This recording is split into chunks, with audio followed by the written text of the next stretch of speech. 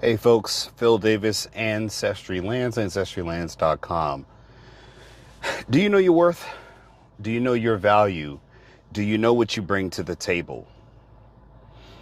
What do people perceive you as in the value that you bring?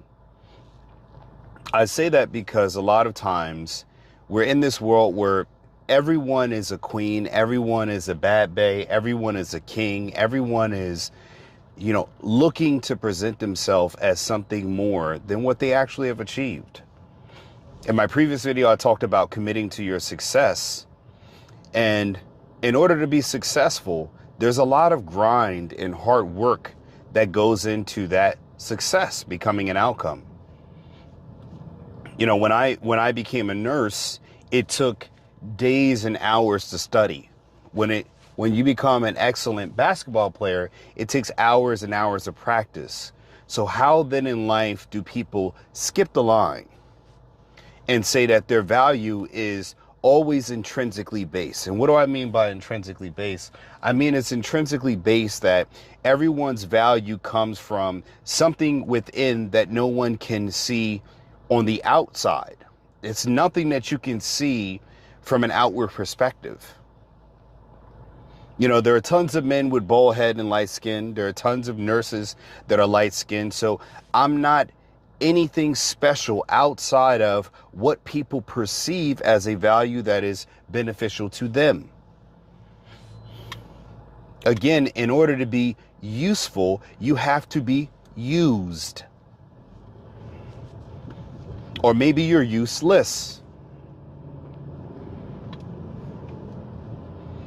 And again, if you're going to be the table, well, I don't think that exists. But for all the people that seem to equate being the table as some kind of value offering, then if you are the table, you should bring more than an attitude or an ego as your value.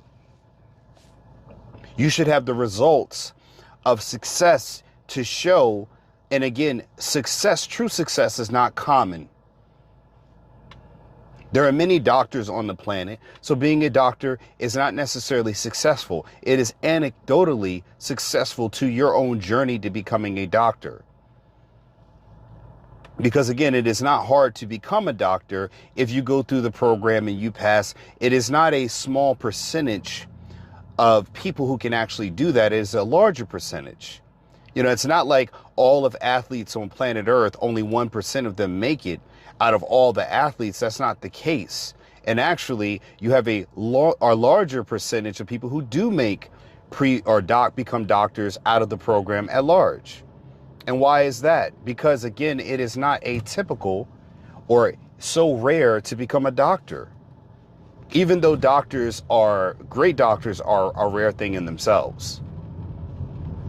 So when I'm saying that to present to you that, again, what is your offering? What is your value add here? What are you bringing to the table that is, again, other people can find useful? A man with a lot of money is useful to another person that can use his money. But a man who has a lot of money that has no access to connections and has no other resources than just money in the bank, that it is not utilized by the group or it doesn't benefit anyone other than himself, is just as useless as a person that is on the street that has no money.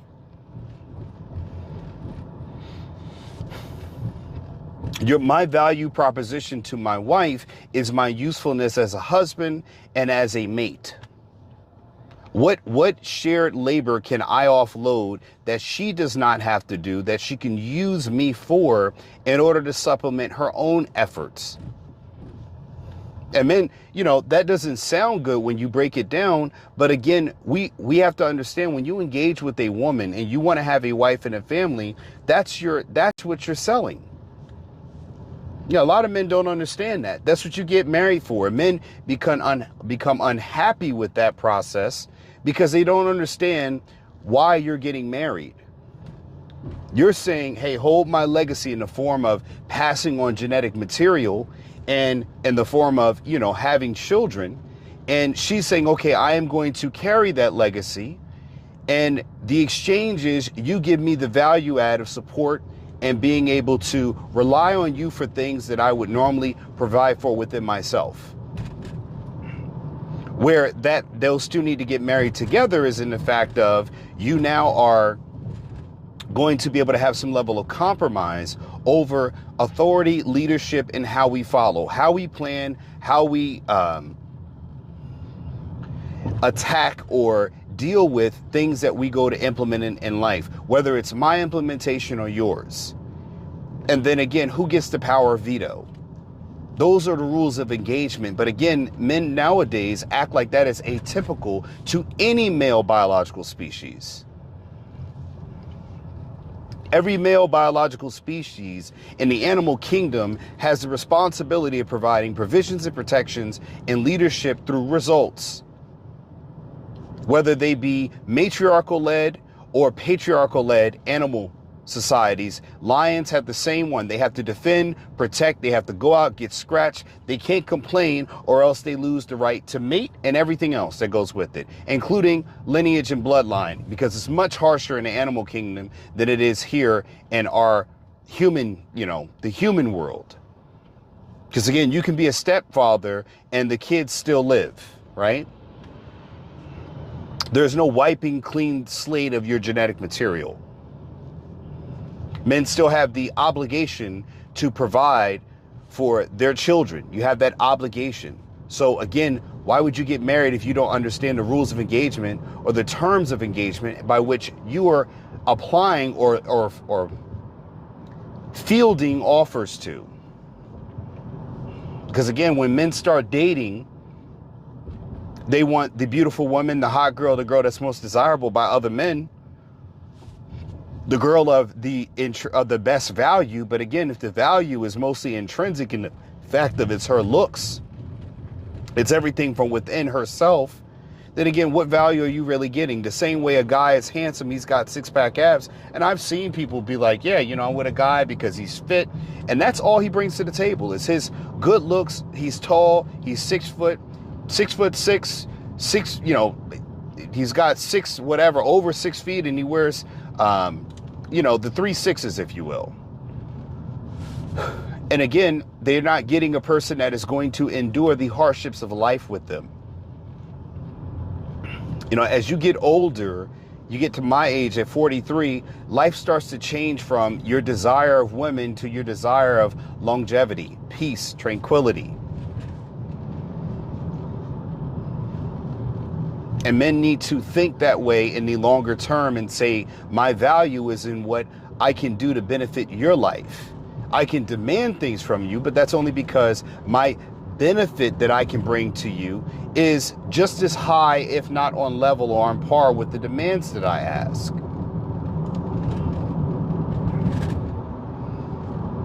Because again, in order to submit, there has to be an overwhelming proof of leadership that can show, hey, follow me, I know the way.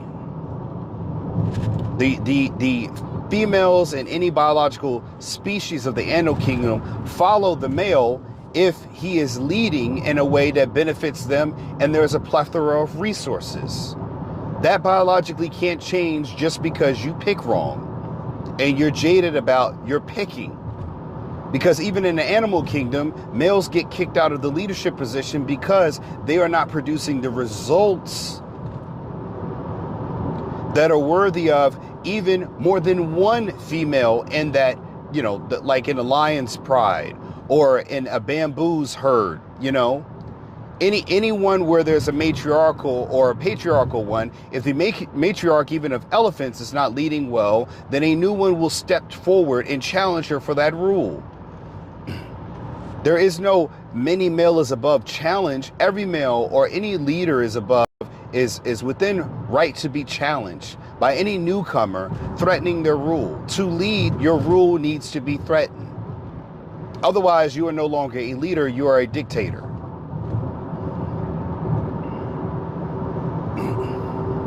And the rule needs to be, the leadership is threatened by a rival who intends to rule better than you. Not someone who thinks their value is, I'm a leader because I think so. That's a fool.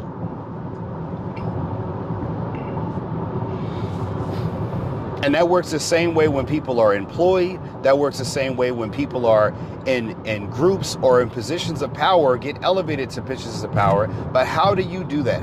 What are the disciplines that a person needs to have in order to become an effective leader? This is going to be according to my opinion. Well, in order to be an effective leader, you need to be a studious student. When I started my newer job, my newer position, what I went in to do was learn the system, learn where I could specialize and offer a value to. So again, when others speak of me, they speak through what my value is. Well, Phil does this, Phil does that, he handles this, he handles that. And when other people speak that about you, other leaders are listening.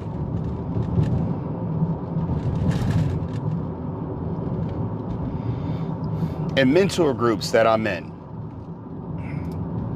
other people speak to me about, hey, if you need land, go talk to Phil. Hey, if you need insurance, go talk to Phil.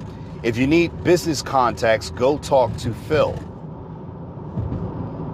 Like the many of people who reached out to me, do I have someone in my network that I can refer to for this need, that need? But that's because I'm useful at being resourceful. So I don't mind if someone uses me in order to find a resource, right? And you have to accept that, because to be of service is to be useful. And in order to be useful, you have to be used. Now, there's a difference between being used and being manipulated. There's a difference, a big difference. And you have to discern between the two.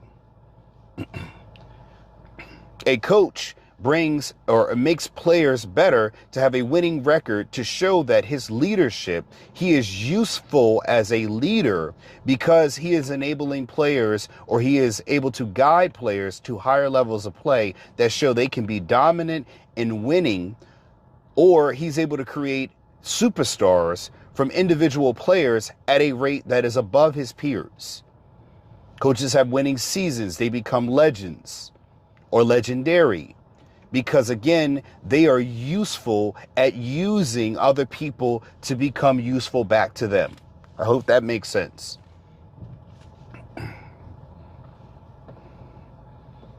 And not everybody is going to be the cream at the top. And again, we have to move away from this ego-driven, I am so super special, without results to show just how special you are. And the world has become so mediocre that mediocreness is supposed to be special. Because I am a man, I am supposed to be special. Because you are a woman, you are supposed to be special. Although everything that comes standard in one woman comes standard in the other. You all have a chest, you all have nipples, we all have a butt, we all have legs, we all have toes, some more than others, right? So again, our standard package comes the same in every person. You might just be a little taller than me, you might have more hair than me. But again, we all come standard. So again, when we bring value to the table, it cannot be based upon what you perceive as a value. It has to be what is tangible in value.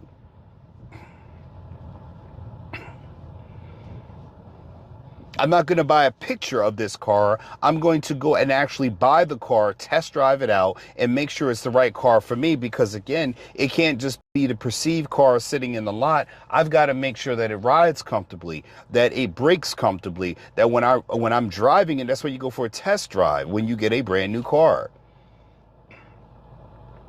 A lot of people are not concerned with just the look of a car. They want to make sure that it functions well. What are the safety standards? And that brings you to the point of teaching your children to vet properly, to make sure that you are looking at what is a person, what are their goals, what are their aspirations, what family values have they been taught.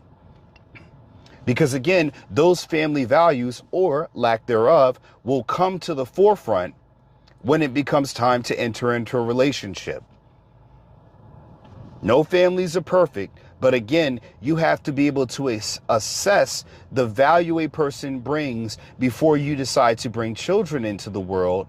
And again, what leadership qualities does this person exude that you want your children to follow or take after? And again, these are for the higher quality thinking people out there. This isn't for the everyday run-of-the-mill people that fall in love with people who are in love with the idea of being in love. And that's a very hard thing to do. It takes time. You might have to pass up someone who is really good looking, who is really fine, who's really, got everything that you want physically for someone you may be less attracted to because they qualify better. And again, show me where people have made it with someone or chosen someone based off their looks and it's worked. For long-term engagements, it hasn't. It never has. Because again, someone that is basing their value off what you can see, eventually time will change that look. And again, you still have the mindset of I'm still valuable because they're not looking at who they are now. They're looking at their best, who they were as an ideal person. And again, value has to be proven constantly. And men have to constantly keep proving value. And I'll bring you this great example of how that's true. It doesn't matter if coaches, even in the NFL, win a Super Bowl one season. If they have a losing season, they're in hot water. They might not necessarily get fired, but some coaches do. Some coaches will get replaced right in that next season if they just won a Super Bowl. So again, as a man, as a husband, you have to constantly keep proving your value, proving your leadership is adequate or appropriate. You have to constantly keep proving to your children why your way is right. It cannot be the title dictates that you are right because you are the father or the mother or the grandfather. That does not qualify you for being right. It qualifies you for being in a position in the familial hierarchy, the filial hierarchy. It does not qualify you for results just because you have a history of doing that. That is the reason why we should entertain listening to you, but that does not mean that situationally you are correct in what needs to happen in this situation. Because even Warren Buffett has made bad investments. He's invested in businesses that have not worked out, and he'll tell you that. Yeah, he's lost money in some stocks.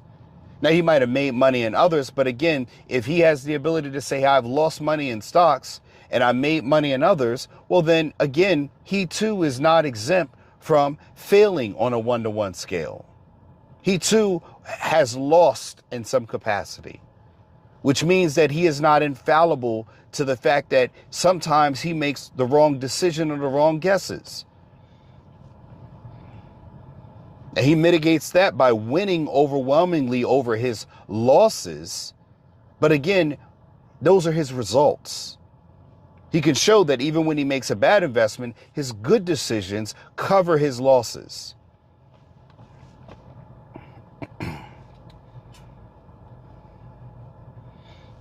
And what am I getting at? Again, is getting at the fact that in time, you have to be proven right, either in the long term with decisions that you made that lead to long-term qualified outcomes. A lot of people might be like, where is this coming from, Phil? Where is this coming from? And again, I'll say it this way. And why are you so charged about this? Where is it? It looks very cryptic because, again, sometimes you have to make upfront decisions about things that you sense will not work. You get an instinct about things that may not go right. And again, where do you follow those instincts? You might be in a business relationship with someone that you're trying to make something work, but because you want it to work, you're staying in, although you got every little bit of data to show you that it's not going to work. But you stay in it because you're holding on to something that you should let go. Because again, if it was something you need to hold on to, you would see certain results. They talked about Amazon being 15 years of before they went public. 13 of those years, they weren't making a profit, but they had venture capitalists, investors keep putting money into the business, and they had some results that through the funding that the business was going to end up being successful.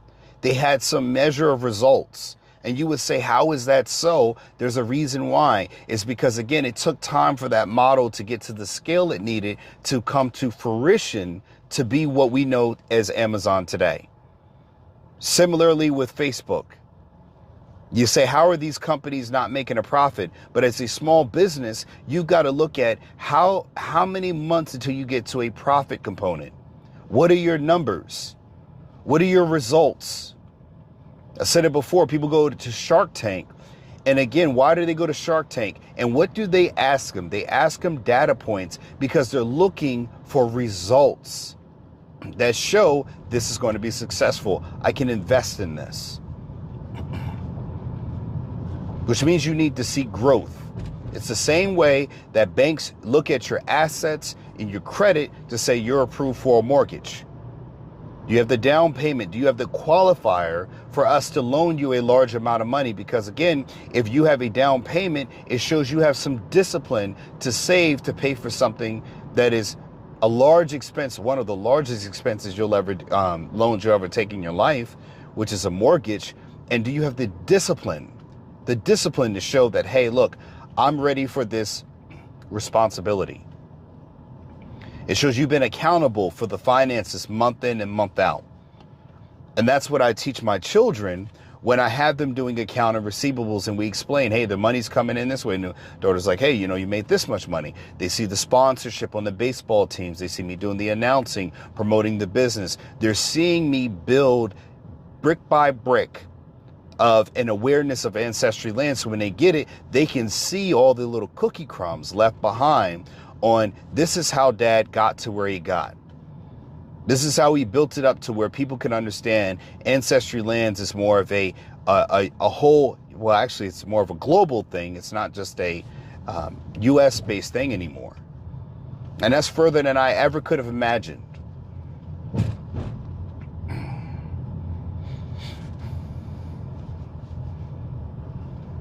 And I'm thankful for that. I'm thankful for you, the viewers, that are making sure that these videos hit the thousands as we're at 82,000, soon to hit 83,000 subscribers.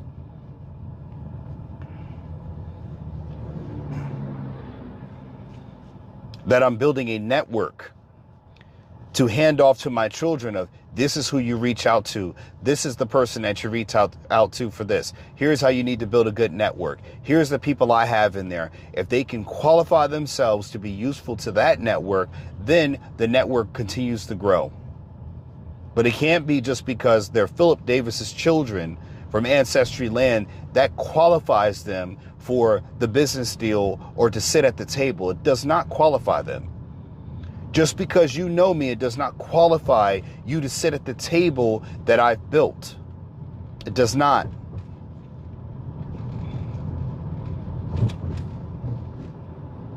It's because I'm related to you. It does not qualify you to sit at the table that I've built. It does not. And everybody will tell you about being humble. And again, they want you to be humble without understanding that you're prideful over your hard work to get there.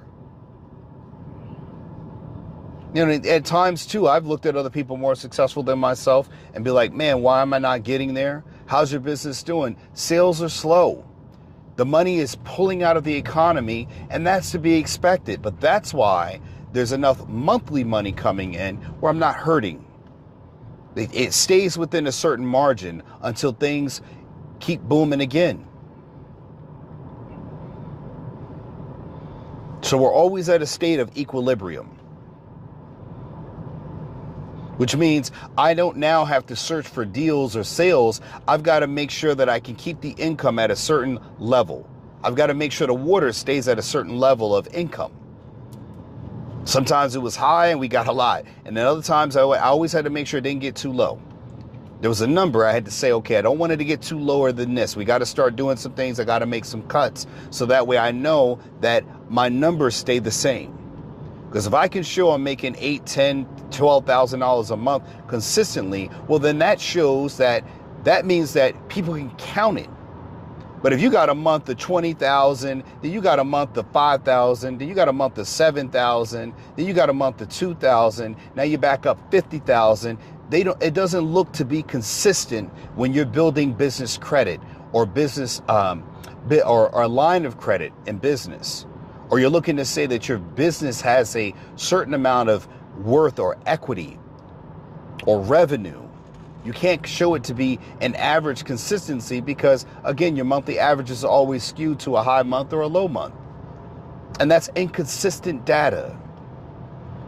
So again, when you can be consistent, even if you make $2,000, $3,000 a month, well, we can consistently count that as an average income. You can. When your business is doing $10K a month for the last 5 years, you can count that as income.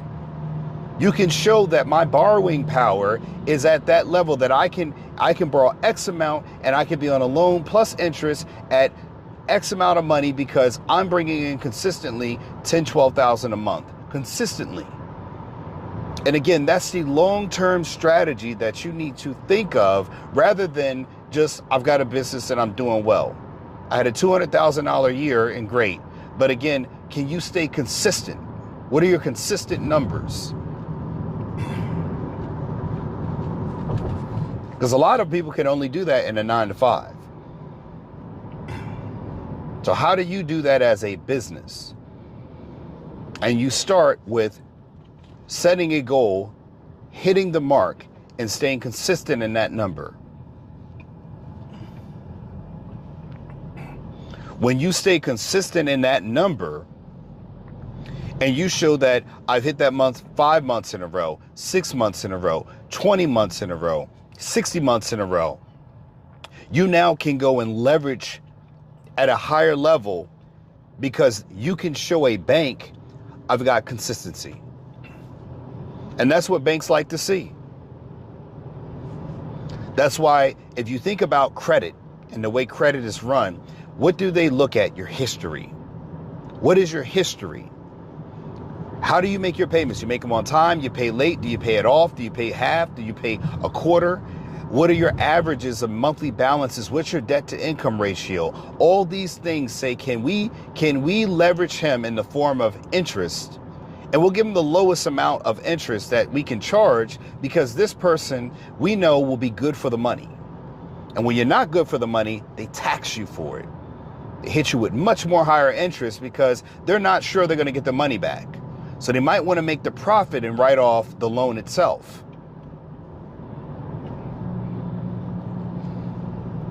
But you get rewarded for being on time. You get rewarded for having a good history. Same thing with work. When you have a good work history, they look at you and say, man, he's got exceptional. I can say, what's his average length of employment based upon where he stays? Is he proficient in, or does he quit every 6 months? Does he transition a lot? And then when you have those off cycles, like maybe a bad month or a bad employment, they can look at that and that won't skew the data so much.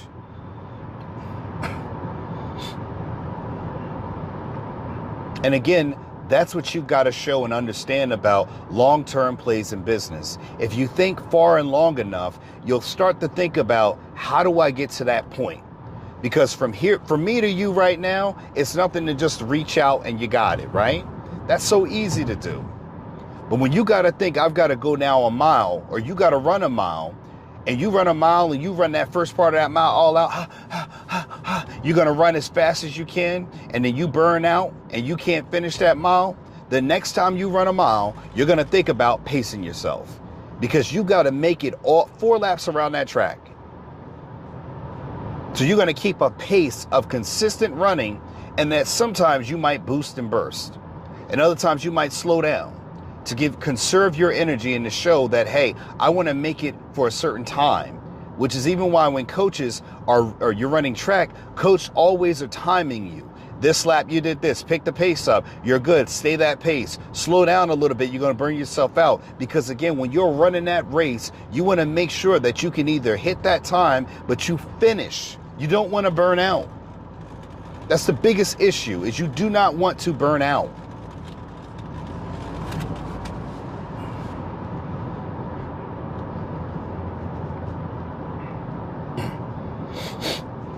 It's not a sprint, it's a marathon.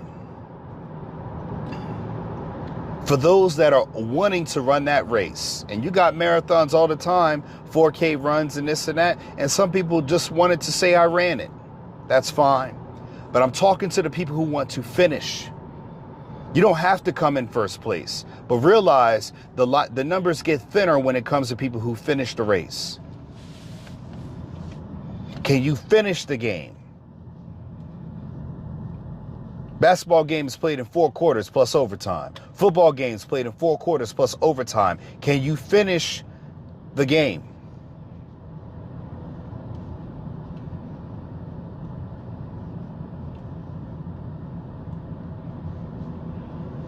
And then what separates the cream of the crop is the people who finish ahead, finish with more. But again, somebody who's leading the race right now doesn't mean they're going to be in first place once that finish line is crossed. It does not always mean that. So you should never perceive that as actuality. I got people in my family that have done better than me in the start, young years of my life. Maybe we're running the same race now, neck and neck now in the middle part of the life, but we'll see how we finish. We see how our kids will finish when it comes time to start their journey towards adulthood, man and or womanhood. And the same challenge is there for you. The reason why I say this is to get your mind thinking past what's in front of you and look beyond. See what's beyond you. And when you start looking far enough, you start to now think about, how do I get there? I've said this before in other videos, man. Asian companies, Asian corporations, they're known to think 50 to 100 to 150 years ahead. That's how far they're planning ahead. You know why? Because they're saying in 100 years, 50 years, can we get as close as we can to predicting or projecting what will be in the future? That way we can make decisions and we can make adjustments along the way. But most people will say, well, I can't see that far. That's impossible. They fail to try they fail to try rather than try and fail. So again, they never get to any part. They can't plan because they never try to plan. And when you start planning and you see sometimes you hit the mark or you got close, what do? You make adjustments. That's what happens in a business. Hey, 1 year where I owed $60,000 in taxes and I paid it like in 2 weeks. I had made so much money, but I did not understand how to write off business expenses properly. I was just in my first year of having so much revenue, but my problem is I failed at being a good businessman. And the next year I owed a lot less, $45,000. And then this year I didn't owe anything. I got back because I understood the tax system and how to write things off legally and make sure that I could account for my expenses well enough while still maintaining a profit. I take that back. Maybe I just owed state taxes. And again, I understood how to become better as a businessman. And I remember my wife, she was so upset about how much we owed. And I told her, that's because we made a certain amount. When you make more, you owe more. But we both got better at understanding how to address our taxes through business expenses. And that's what I've been saying. Create a business, create a legal business where you're operating and try to align your personal life with the business life. So that way, when you're doing things like even going home from work, like with me today, I'm doing business videos. So when I'm doing my gas, I'm going to write off my gas because I'm actually recording while I'm driving. So my rides to and from work 40 minutes, that gas expense that I'm normally expending as an employee, I'm making Ancestry Lands videos now. So my gas I can write off. I can claim it as an expense because I'm doing a video while I'm driving. Now, there's a limit to what you can write off, but again, I'm able to capture some of those expenditures. That's because I'm long-term thinking. When you're an employee and you're going to work, when you spend money on gas, that's your money you're spending on already tax dollars that you get taxed on the sale of gas. Again, you're getting double taxed. And hell, I work for the city of Philadelphia, so I get city taxes on top of that. So I get taxed 3 ways. But now, because I have a business, because I've been doing these videos for a long time, I'm able to capture some of those expenses back. And that's the mindset you got to have and be able to teach. Because again, when my wife married me, she married a person that was going to continuously show results. And I wasn't going to just show results, I was going to teach results. I was going to teach how to get those results. And people are still seeing those teachings. I'm teaching you, if you watch these videos, I'm teaching my children every single day. This is how you get those results. This is what you must do to be successful, to get those results. These are my expectations on what you need to do to be able to get results.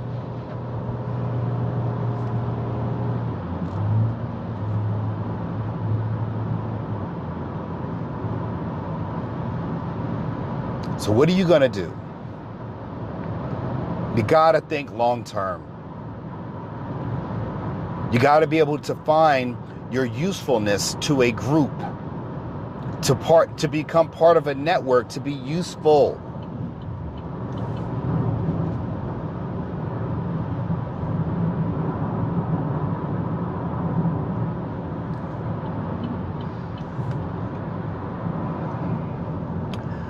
Folks, don't forget my book is on Amazon. Getting Dollars from Dirt, A Beginner's Guide to Vacant Land Investing. I urge you to go and get that book, folks, to learn how to become useful, how to use the resources on this planet in the form of vacant land to leverage yourself to create wealth. It is available on Amazon. Get it before the price goes up. I always have to adjust the prices because inflation and everything else. Make sure you like, subscribe, and folks, I hope you've been educated, enlightened, and least of all, entertained. I'm your host, Phillip Davis. Have a great day. Remember, you either own property or you'll be owned as property. Take care, and I'm out. Peace. Are you confused with today's real estate market?